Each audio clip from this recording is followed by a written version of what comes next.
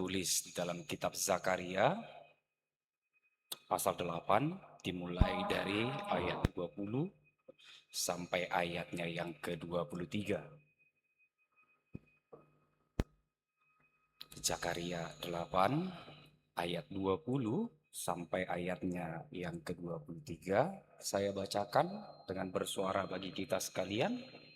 Demikian firman Tuhan.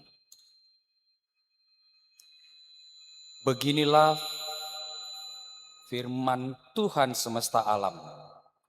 Masih akan datang lagi bangsa-bangsa dan penduduk banyak kota. Dan penduduk kota yang satu akan pergi kepada penduduk kota yang lain, mengatakan, marilah kita pergi untuk melunakkan hati Tuhan dan mencari Tuhan semesta alam. Kami pun akan pergi.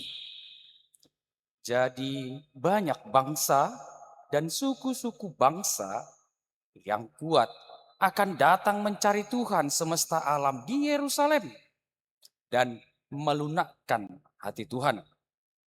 Beginilah firman Tuhan semesta alam. Pada waktu itu, 10 orang dari berbagai-bagai bangsa dan bahasa akan memegang kuat-kuat puncak jubah seorang Yahudi dengan berkata, kami mau pergi menyertai kamu, sebab telah kami dengar bahwa Allah menyertai kamu. Demikian firman Tuhan. Shalom baik kita sekalian Amanginang. Shalom bagi remaja dan Naposo Bulung. Terima kasih. Saudara-saudari yang terkasih dalam nama Tuhan Yesus Kristus,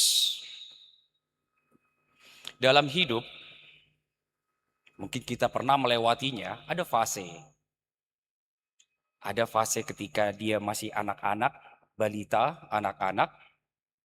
Ada fase ketika dia remaja Naposo. Ada fase ketika dia sudah menjadi orang tua. Ada fase ketika dia sudah lanjut usia, kakek-kakek, nenek-nenek. Dan saya yakin kebanyakan di sini sudah sampai kepada fase yang kedua tadi. Fase yang dari anak-anak jadi sekarang fase remaja Naposo Bulung. Sekalipun ada tua, Amang Inang dan lain sebagainya yang boleh hadir. Tapi kita akui bahwa kita sebagai manusia normal biasa akan melewati fase-fase yang demikian. Dan dari semua fase yang boleh ada itu, tentu fase remaja dan fase Naposo itu fase, ada yang bilang itu masa yang indah. Tapi ada juga yang bilang masa yang berat, masa yang kaget. Karena di fase remaja, Naposo baru sadar ternyata inilah realita kehidupan. Terlebih jika sebelumnya berangkat dari fase anak-anak yang mungkin pemikirannya jauh, keinginannya banyak, tetapi dibatasi oleh sesuatu hal, dibatasi oleh aturan, dibatasi oleh umurnya. Dan ketika sampai kepada remaja, oh ternyata begini. Kan mungkin seperti itu kan, mungkin pernah kita hadapi ketika kita masih anak-anak. Pah, mah, boleh nggak begini? Boleh nggak megang handphone? Mungkin masih SD. Tidak, tunggu besar, tunggu remaja, tunggu Naposo. Boleh nggak bawa motor? Aku kan sudah bapak latih bawa motor. Aku boleh nggak bawa motor? Padahal dia masih sekolah minggu. Masih SD lah terhitung. Tentu omongan orang tua membatasi keinginan si anak. Atau membatasi keinginan kita juga. Jangan, belum boleh. Masih anak-anak. Nanti tunggu besar. Dan muncul di dalam hati kita ketika masih anak-anak mengatakan, gimana caranya supaya cepat besar? Bagaimana caranya supaya cepat besar? Bagaimana caranya supaya cepat menjadi dewasa? Dan puji Tuhan, kita boleh sampai kepada titik yang namanya remaja Naposo Bulung itu. Atau kepada titik-titik yang lanjutan, yang dimana lagi ada batasan-batasan yang sudah berkurang. Tetapi setelah masuk kepada titik remaja atau Naposo Bulung itu, loh, ternyata begini remaja Naposo. Ada tanggung jawab. Ada beban. Ada aspek dan prospek berpikir yang harus dibenahi. Ada batasan yang ternyata lebih dalam yang harus dimaknai. Kalau dulu aku waktu anak-anak bisa main kemana aja.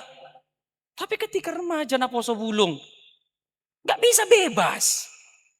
Walaupun mungkin sudah bisa bawa motor dikasih orang tua, tapi lebih terbatas waktunya. Lebih terbatas kemana-mana.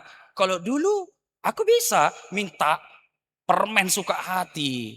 Ngomong suka hati, gak terlalu dibatas. Sekarang ada batasan.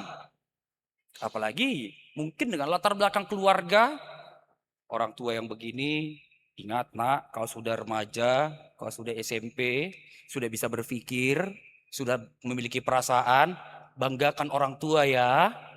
Kan begitu. Sehingga ada beban tersendiri. Ketika masih anak-anak sekolah minggu gak mungkin dikatakan demikian. Yang penting kau cepat besar ya nak ya. Pintar-pintar ya nak ya. Mau apapun dilakukan, yang penting cepat besar ya nak ya. Bahkan dalam padokan nyala batak padokan mulu bada beda anak tong de doko nih. Toh ya mak, pagudang-gudak ko daging na deh. Dan kita akan atoras. Masa magudang dan lagi. Bagaimanalah supaya cepat besar anak. Masih sebatas itu. Tapi ketika sudah masuk ke dalam step-step yang lebih tinggi lagi, masuk ke remaja, Naposo Bulung, masuk ke dunia pekerjaan, kuliah, pekerjaan, masuk ke dunia rumah tangga, keluarga, oh ternyata begini. Dan tidak sedikit orang yang berkata, indahnya masa ketika masih anak-anak. Seandainya bisa kembali ke masa anak-anak. Gak ada beban. Kemana saja hati selalu senang. Indahnya ketika masih anak-anak. Ada kasih sayang yang begitu berlimpah ruah. Kemanapun digendong. Sekarang gak ada.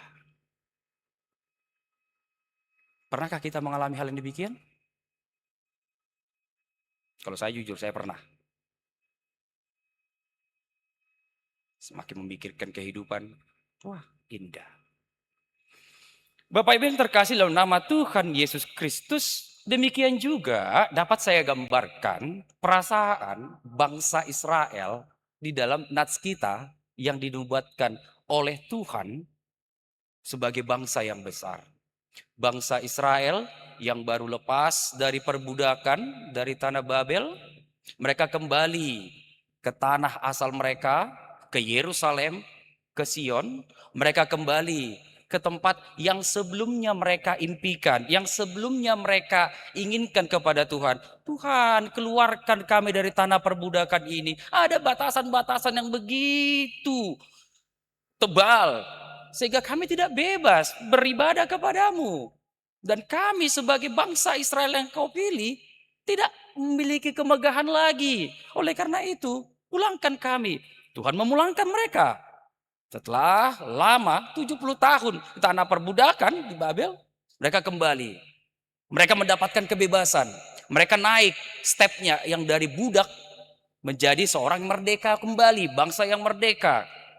Tetapi mereka mendapati realita kehidupan. Realita yang terjadi tengah-tengah Yerusalem dan Sion. Loh, kok begini Yerusalem dan Sion? Hancur. Karena memang sebelumnya itu hancur. Dan di saat mereka ingin bangkit lagi sebagai bangsa yang dulu, bangsa yang besar ketika pada masa Salomo, tidak ada kekuatan, tidak ada dana. Dan orang-orang bangsa-bangsa di sekeliling mereka melihat mereka sebagai bangsa yang baru pulang, bangsa yang buangan, bangsa yang lemah, yang tidak mungkin menjadi bangsa yang besar kembali. Mereka tertekan, loh, menjadi bangsa yang bebas, keluar dari perbudakan, kembali ke Yerusalem dan Sion. Ternyata demikian realita dan tanggung jawab, beban. Mereka patah hati, patah arang. Seandainya kayaknya lebih enak pada masa dulu. Kayaknya pasti enak pada masa di pembuangan. Mereka patah semangat. Mereka menjadi lemah karena melihat bagaimana seharusnya realita yang mereka harus jalani sebagai bangsa yang baru kembali. Dan harus membangun kembali tembok-tembok Yerusalem. Bait Allah di Yerusalem. Yang tentu saja itu memerlukan kekuatan yang besar, dana yang besar, dan bukan hanya mengembalikan bangunan-bangunan yang besar, tetapi mengembalikan nama kepercayaan sebagai bangsa pilihan Allah. Bagaimana mungkin kita sebagai bangsa yang merdeka dipandang lagi sebagai bangsa Israel, tetapi begini realita tantangan yang kita hadapi, kata mereka. Patah semangat. Di saat demikianlah firman Tuhan, nubuatan yang Tuhan berikan kepada Zakaria yang hendak dia sampaikan kepada bangsa Israel untuk meneguhkan, menguatkan hati mereka, sekalipun memang realita kehidupan itu pahit. Tetapi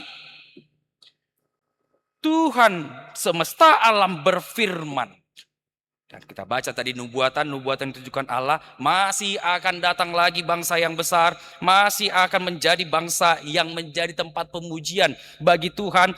Dan setiap orang, 10 orang dari setiap bangsa akan mengikut satu orang. Sebagaimana kita baca tadi dari ayat 23. Akan mengikut kepada setiap orang Israel itu bersembah sujud. Yang sebelumnya Tuhan sudah menubuatkan, aku akan menyertai engkau. Aku akan melindungi engkau. Jika kita baca dari ayat 1 sampai ayat yang ke-18. Tuhan berjanji, sekalipun demikian realitas kehidupan, realitas hancurnya bait Allah, realitas hancurnya tembok Yerusalem itu, tetapi aku akan menyertai engkau, kata Tuhan kepada bangsa itu. Dan itu tentu saja hendak meneguhkan, memantapkan setiap hati yang patah untuk bangkit kembali, setiap pikiran atau perasaan yang lemah karena menghadapi realitas kehidupan mereka, hendak diteguhkan kembali bahwa aku yang membawa kalian pulang, aku juga yang akan menyertai kalian. Dan bukan hanya menyertai kalian, nubuatan Allah berkata dalam nats kita, bukan cuman kamu saja, bukan cuman bangsa Israel itu saja yang Tuhan nubuatkan, yang Tuhan lihat akan menyembah, menikmati penyertaan Tuhan, tetapi bangsa-bangsa lain akan menyembah dan melihat kebesaran Tuhan itu ikut bersama dengan bangsa pilihan Tuhan. Bapak Ibu yang terkasih, saudara-saudari sekalian yang terkasih dalam nama Tuhan Yesus Kristus. Sejalan dengan cerita atau ilustrasi yang disampaikan di awal. Siapa yang tidak pernah merasakan patah semangat berhadapan dengan realita kehidupan? Kita boleh bersuka cita untuk menggapai setiap impian, cita-cita. Kita boleh bersyukur untuk setiap jenjang kehidupan, step-step kehidupan. Kita boleh bersyukur untuk setiap step-step pendidikan. Apalagi yang belakangan ini, dari yang SMA masuk kuliah, dan bersyukur juga kalau bisa masuk perguruan tinggi yang difavoritkan. Kan begitu? Kita boleh bersyukur untuk step-step pendidikan kehidupan demikian. Baik itu yang dari anak-anak, menjadi remaja, menjadi naposo, menjadi pekerja, menjadi orang tua. Tetapi memang ada realita kehidupan yang harus kita jalani beserta dengan tanggung jawabnya. Yang semakin dalam kita jalani, bisa mematahkan semangat. Tetapi not firman Tuhan, tetapi melalui firman Tuhan pada saat ini, kita hendak diteguhkan, dikuatkan. Aku yang sudah, kata Tuhan, aku yang sudah menyertai engkau dari waktu yang sebelumnya, dari step kehidupan yang sebelumnya, dari fase kehidupan yang sebelumnya. Aku juga yang akan menyertai engkau untuk menjalani step fase kehidupan yang berikutnya. Dan kita sebagai anak-anak Tuhan, sebagai orang percaya, memang dituntut untuk mengimani dan berjalan beserta dengan Tuhan. Ya kan, persoalannya yang hidup beriman ini, hidup bersecara secara Kristen, kadang persoalannya hanya sebatas percaya. Mau percaya atau tidak. Atau bahkan jika dibikin sekat-sekat yang besar, percaya sama Tuhan ya di gereja aja. Tetapi sudah keluar dari tembok gereja, dari gerbang gereja, ya hidupku milikku. Cita-citaku ya cita-citaku aja. Perkataanku milikku, sikapku milikku.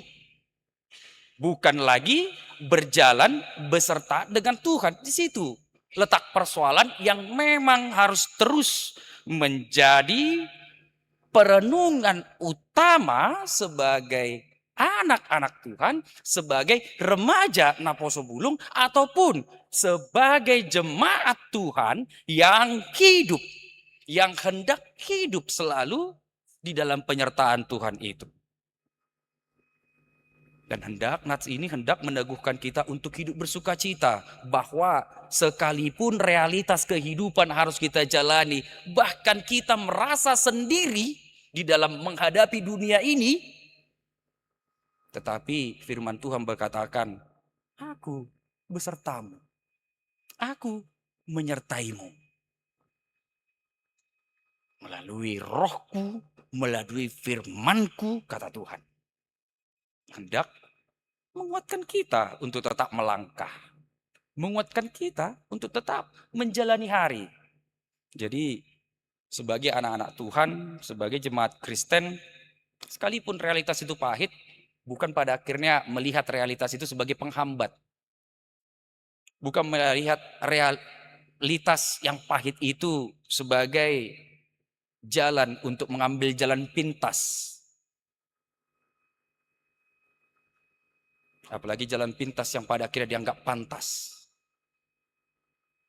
Kalau jalan yang pantas, dianggap pantas dan dijalani secara pantas, ya itu yang diinginkan Tuhan. Dan pasti hasilnya semakin pantas diberikan Tuhan. Tetapi jalan pintas yang tidak pantas dianggap menjadi pantas, dan dijalani lagi itu sebagai kenormalan biasa, jauh dari Tuhan. Ya tentu saja Tuhan juga hendak mengingatkan agar meninggalkan jalan yang demikian. Apapun pergumulan, apapun realitas yang kita hadapi, apapun pergumulan hati, pikiran, realitas yang mungkin baru kita sadari sebagaimana kita hidup di dunia ini, jangan pernah patah semangat, jangan pernah berhenti melangkahkan kaki, tetapi langkahkan kakimu dengan penyertaan Tuhan. Dan itu adalah iman dari seorang bangsa atau orang percaya, terlebih di dalam kasih Kristus. Itu yang pertama yang hendak kita renungkan dalam nats kita ini. Meneguhkan kita selalu melangkah di dalam setiap hari kehidupan yang masih Tuhan berikan bagi kita.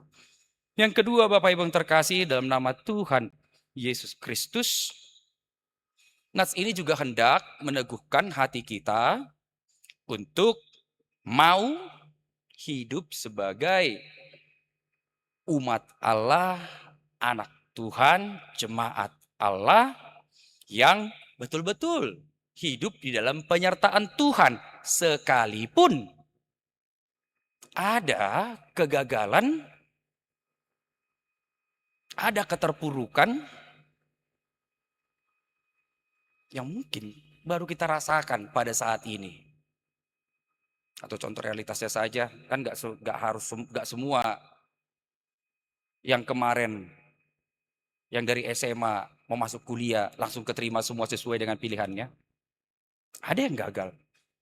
Dan menurut beritanya, terlebih di gereja kita, ada penurunan angka yang sedikit turun dari tahun yang lalu dan tahun yang sekarang yang masuk ke perguruan tinggi dan lain sebagainya. Tapi sekalipun demikian, Tuhan hendak meneguhkan, firman Tuhan hendak meneguhkan kepada kita. Sekalipun itu terjadi, tetapi ada Tuhan yang tetap menyertai kita, melindungi kita, sekalipun tembok-tembok yang lain itu tidak harus kita lewati, tetapi Tuhan menjadi tembok pelindung bagi kita. Sebagaimana bangsa Israel yang melihat realitas kehidupan mereka, tembok Israel itu sudah hancur, bait Allah itu sudah hancur, tetapi firman Tuhan mengajak bangsa itu dan mengajak kita melihat sekalipun tembok di dunia ini hancur, sekalipun kemegahan di dunia ini boleh hancur, tetapi hendak diteguhkan bahwa ada Tuhan sebagai tembok pelindung, sebagai penyerta yang selalu setia. Yang lebih dalam lagi, perlindungan yang nyata dalam Yesus Kristus dan penebusannya. Nyata dalam hidup orang percaya. Hendak meneguhkan bahwa Tuhan sengaja memang membiarkan hancurnya tembok Israel itu agar pada akhirnya setiap umat itu, bangsa Israel itu jangan bergantung, jangan hanya bergantung kepada kemegahan tembok itu sendiri, kepada bangunan bait Allah yang sebagai bangunan itu saja, kemegahan mereka yang sebelumnya. Tetapi Tuhan mengingatkan hancurnya semua itu, tetapi ingat agar pada akhirnya setiap umat itu, setiap kita diingatkan bahwa kemuliaan, kebesaran terbesar yang hendak digapai, yang hendak dinikmati oleh setiap orang percaya bukan hanya dunia ini, tetapi kasih Allah yang selalu ada menyertai setiap orang, setiap kita. Dan memang itu harus menjadi pengakuan iman kita yang paling besar. Mau semegah apapun dunia ini, mau setinggi apapun, mau sehebat apapun yang ditunjukkan dunia ini kemegahan, tetapi harta yang paling berharga, harta yang paling berharga yang tidak boleh digantikan, yang paling mulia ialah Yesus Kristus, juru selamat kita. Di samping realita dunia ini yang banyak sekali orang yang lebih mementingkan kehidupan duniawinya, egonya, atau lebih mementingkan harta duniawinya, lebih mementingkan kemegahan bangunan-bangunan duniawinya daripada Tuhan itu sendiri. Dan kedatangan Tuhan ke dunia ini juga memang sebenarnya adalah untuk menghancurkan tembok-tembok yang ada di dunia ini. Agar pada akhirnya setiap perlindungan yang nyata itu bukan hanya berdasarkan bangunan, tetapi Yesus sendiri, Tuhan itu sendiri. Kepada Tuhan itu sendiri, setiap orang yang percaya mau bergantung penuh kepadanya. Jadi hendak mengingatkan kita bahwa landasan kita, dasar kita, cita-cita kita, harta yang paling berharga dalam hidup kita, sekalipun harta itu penting, kesehatan itu penting, pendidikan itu penting, keluarga itu penting, kebahagiaan secara pribadi itu penting, tetapi yang jauh lebih penting daripada itu semua adalah Yesus Kristus, Allah Bapa dalam rohnya yang memberikan iman yang sejati kepada kita. Dan itu epistel kita tadi. Mau sehebat apapun di dunia ini, mau semegah apapun Dunia ini, mau secanggih apapun ilmu di dunia ini, salpudi sugut. Marujung deh. Berakhir itu semua. Dan kita diingatkan bahwa sekalipun harus berakhir, tetapi kasih Allah, penyertaan Tuhan, dan hidup kita yang selalu bergantung kepada Tuhan tidak pernah berujung, tidak pernah berakhir. Bahkan setiap adapun pergumulan, bahkan setiap adapun cita-cita, bahkan setiap adapun keinginan kita semakin meneguhkan hati kita untuk semakin bergantung kepada Tuhan. Karena kita tahu Tuhan yang kita sembah bukan Tuhan yang menginginkan kebobrokan, kebodohan, atau kematian. Tetapi Tuhan yang kita sembah adalah Tuhan yang membawa kehidupan, kebahagiaan, dan bahkan kebahagiaan bukan hanya di dunia ini, tetapi di dunia yang kekal yang Tuhan berikan. Jadi pantang bagi kita meninggalkan iman yang sejati demi kepercayaan di dunia ini. Pantang bagi kita meninggalkan kasih Yesus daripada mementingkan kasih dunia ini. Jadi jangan salah, dunia ini juga punya kasih. Tapi kasih yang di dunia ini hanya kasih kepada yang mengasihi. Tapi kasih Yesus, sekalipun kita tidak mengasihi, tetapi kasihnya selalu tersedia bagi kita.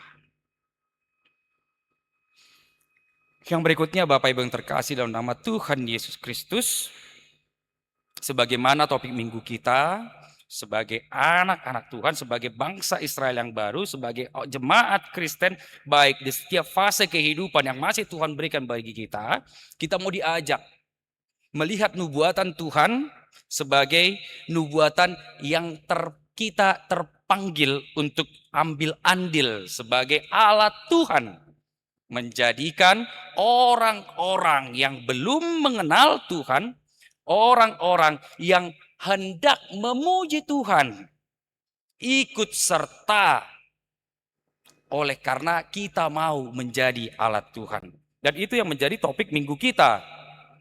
Katakan tadi, keselamatan bagi bangsa-bangsa, yang bukan hanya bagi orang Kristen, yang bukan hanya bagi orang Batak saja, yang bukan hanya bagi orang dengan satu latar belakang saja, tetapi bangsa-bangsa dari satu kaum memberikan makna akan kebenaran Kristus dan ikut mau beribadah kepada Tuhan karena satu kaum pribadi yang mengenal Kristus bisa membawa orang mengenal Kristus juga. Orang yang belum mengenal Kristus terpanggil untuk menyembah Kristus. Dan itu menjadi tugas kita dan itu tanggung jawab kita sebagai alat Tuhan, terlepas siapapun kita, baik sebagai parhalado, baik sebagai pendeta, baik sebagai orang tua, baik sebagai anak-anak, remaja, naposo bulung. Yang tentu setiap kita yang menjadi penerima kasih Kristus, yang ditebus dosa, diberikan anugerah, dipanggil untuk ikut andil, menyampaikan, memberitakan, membawa orang yang belum percaya kepada Kristus. Namun realitasnya amat minang bahwa Bapak Ibu yang terkasih, saudara-saudara sekalian, harus hati-hati di dalam memaknai hidup kita sebagai alat magnet bagi orang lain menyembah Kristus. Karena memang faktanya boleh kita menyebarkan Kristen, Injil, dan lain sebagainya. Tetapi yang lebih penting dari itu adalah menjadikan hidup kita, cara hidup kita, cara perkataan kita sebagai magnet penarik dari orang yang belum mengenal Tuhan, belum mengenal kasih Kristus, mau ikut menyembah kasih Kristus. Jadi mau dikatakan gak pala harus menjadi pendeta semua asa biar pergi ke dunia ini marjamita. Gak harus menjadi sintua semua. Atau gak harus juga harus menjadi sekaya Mark Zuckerberg dulu baru bisa menyebarkan kebaikan Tuhan. Gak harus. Siapa kita, keberadaan kita, di setiap fase umur kita, di setiap tahap kehidupan kita, kita mau diajak sebagai alat Tuhan untuk membawa, menarik, menjadi magnet. Sebagai bukti kita yang diselamatkan Tuhan, kita yang betul-betul menerima kasih Tuhan, menjadi magnet bagi orang lain, mengenal kasih Tuhan, bersembah kepada Tuhan. Yang tentu saja dimulai dari karakter, sikap, perkataan kita masing-masing, dari cara kerja kita masing-masing, dari cara pikir kita masing-masing.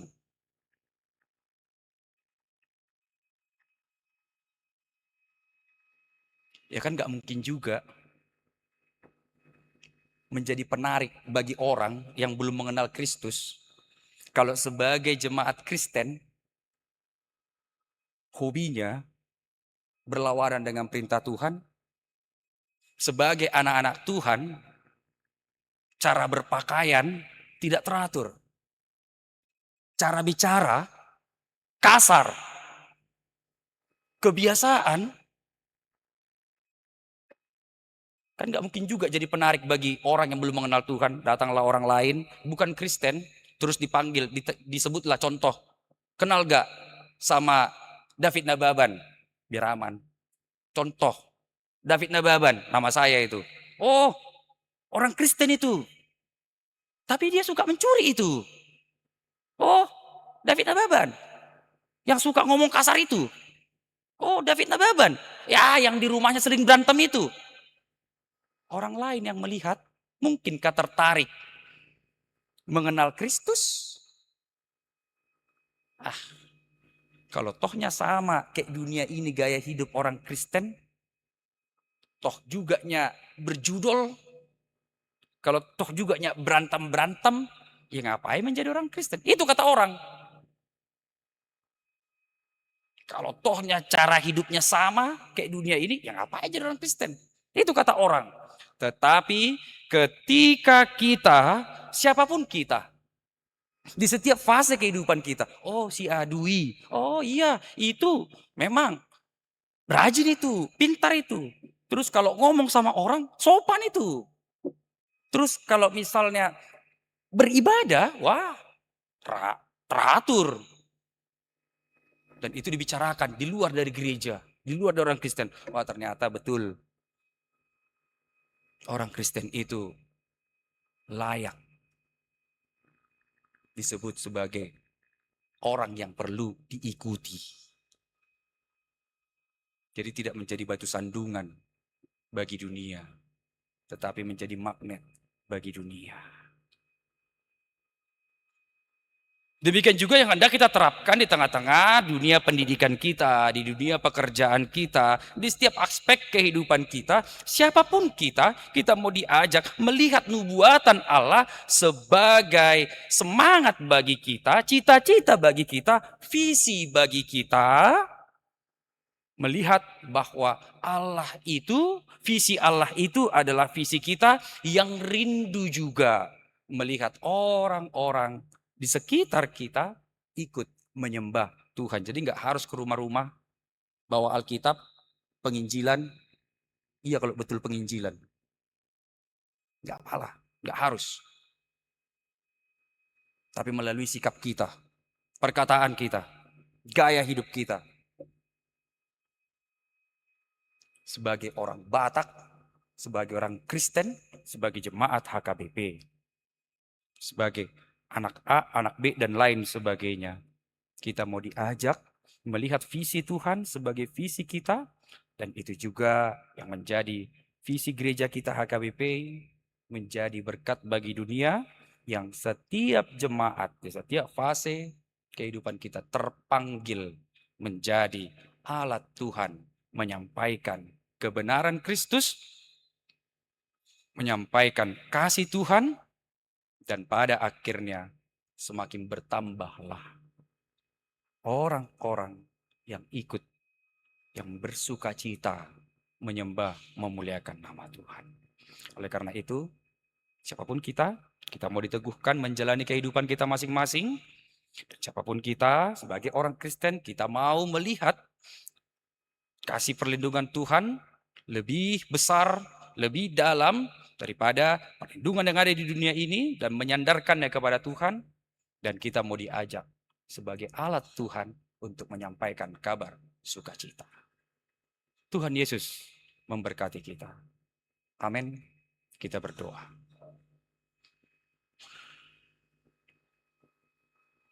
Terima kasih ya Tuhan Allah kami. Allah Bapa yang kami sembahi dalam nama anak-Mu Tuhan Yesus Kristus. Yang dalam roh-Mu menyertai kami hingga pada saat ini. Kami boleh beribadah di rumah-Mu. Kami boleh memuji Engkau. Engkau perkenankan kami mendengarkan firman-Mu. Dan Engkau perkenankan kami mendalaminya. Engkau perkenankan kami menjadi anak-anak-Mu. Menjadi umat-Mu. Engkau perkenankan kami menerima pengampunan-Mu, berkat-Mu, kasih-Mu, anugerah-Mu. Dan sekalipun Engkau perkenankan beragam tantangan, bahkan mungkin kesulitan yang kami lewati di waktu yang lalu atau sekarang, mungkin sedang kami hadapi, tapi firman-Mu meneguhkan hati kami bahwa penyertaan-Mu tersedia bagi kami ya Tuhan. Oleh karena itu, berikanlah roh-Mu yang selalu meneguhkan iman, hati kami, pikiran kami, hidup kami, baik secara pribadi kami masing-masing, dalam pergumulan secara pribadi, atau baik secara keluarga, atau dalam pergumulan keluarga kami masing-masing, atau dalam menggapai impian, cita-cita di setiap tantangan. Firman-Mu meneguhkan kami untuk selalu berjalan beserta-Mu Tuhan. Karena Engkau Allah yang setia. Allah yang menepati janji-Mu untuk menyertai orang yang selalu berseru kepadamu.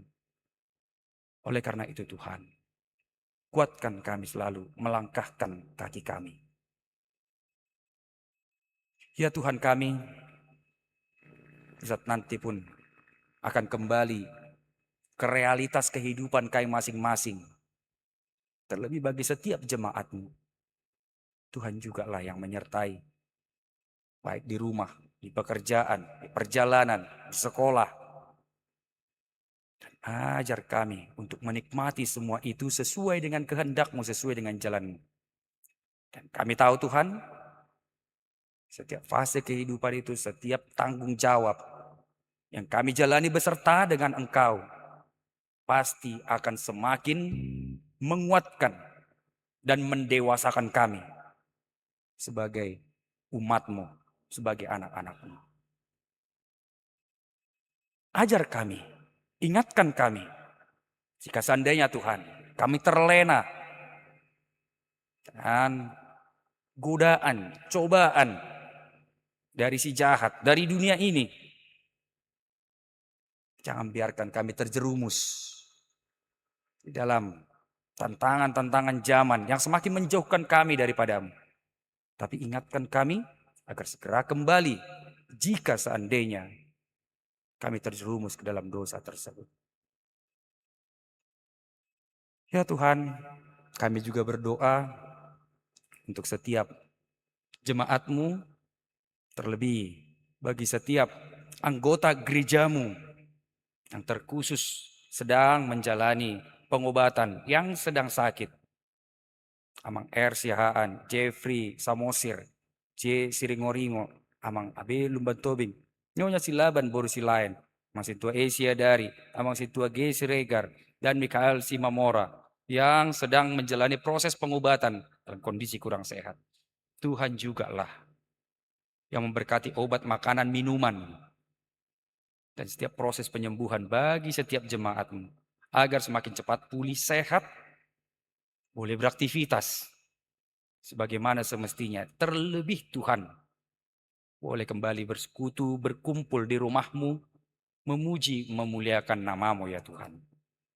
Demikian juga untuk setiap jemaatmu yang sedang, yang tengah, yang telah menerima sukacita yang daripadamu. Baik itu anak lahir, baik itu pertambahan umur, baik itu juga di setiap berkat-berkat-mu yang lain Tuhan. Ajar kami, ajar setiap jemaatmu Tuhan. Menikmati, menerima setiap beranugerah yang daripadamu itu. Untuk dipergunakan sesuai dengan kehendakmu. Baik itu kesehatan, umur panjang, rezeki. Sehingga setiap berkat yang kau berikan boleh menjadi berkat bagi kami. Berkat bagi sekeliling kami. Dan kami semakin sadar akan kebesaran-Mu. Dan semakin bersuka cita, bersyukur, memuji, memuliakan nama Tuhan. Ya Allah Tuhan kami, ke dalam tangan-Mu lah kami serahkan hidup kami ini. Hanya dalam nama anak-Mu Tuhan Yesus Kristus kami berdoa. Amin.